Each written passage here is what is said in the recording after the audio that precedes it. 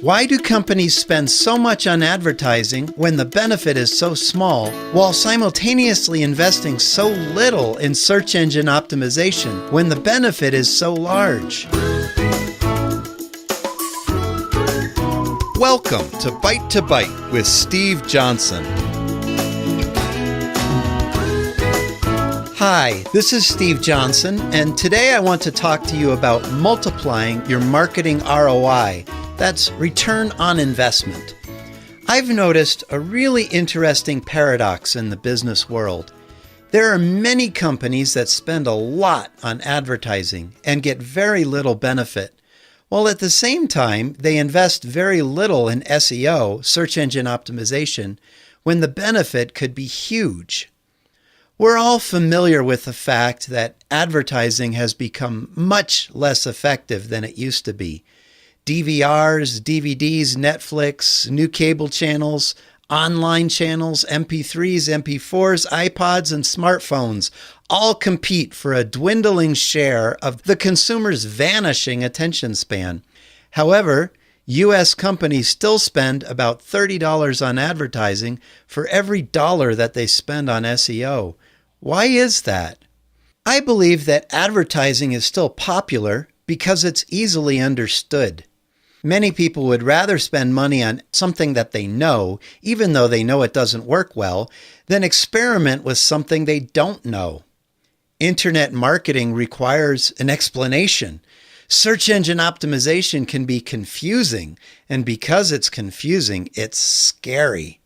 And I have to admit, there are a lot of incompetent or unscrupulous SEO companies out there waiting to take advantage of unsuspecting clients. Of course, the same is true for advertising sales execs. So yes, some companies have tried it and not gotten the result they wanted.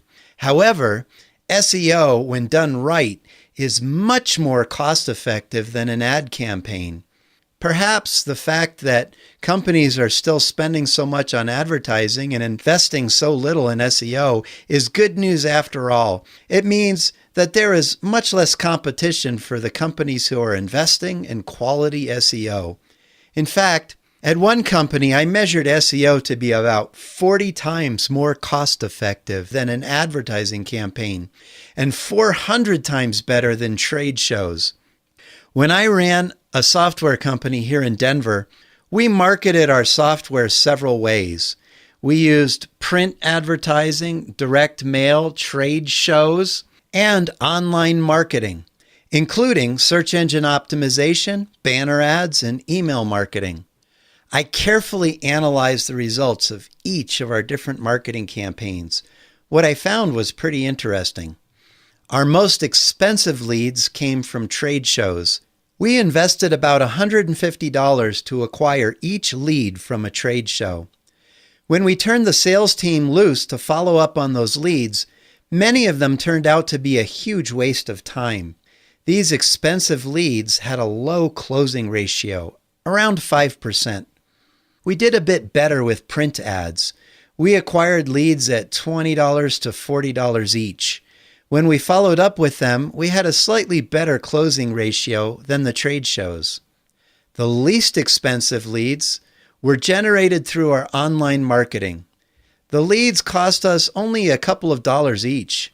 We had a high closing ratio, sometimes as much as 40%, because they were highly self-qualified leads.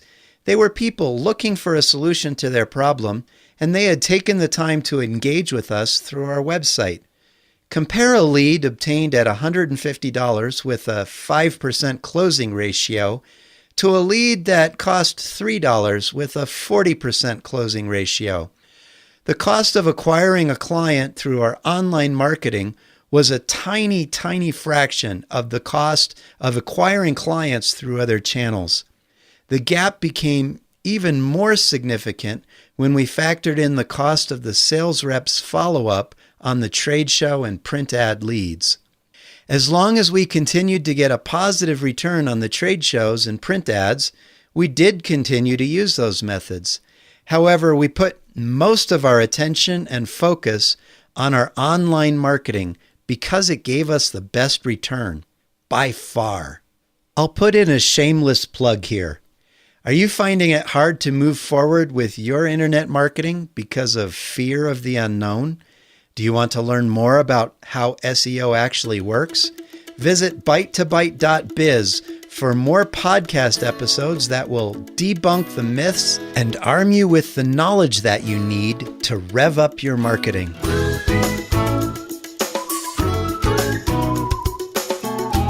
You've been listening to Byte to Byte with Steve Johnsen.